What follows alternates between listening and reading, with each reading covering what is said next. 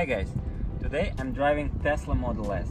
Let's see how HUDWAY Drive works here and how it looks on a dashboard.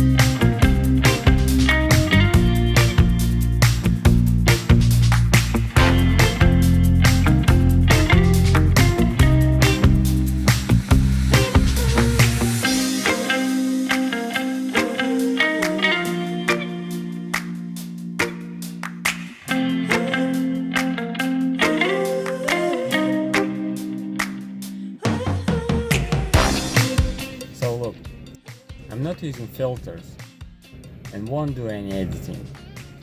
This is how the device actually looks, and you guys are watching the real footages.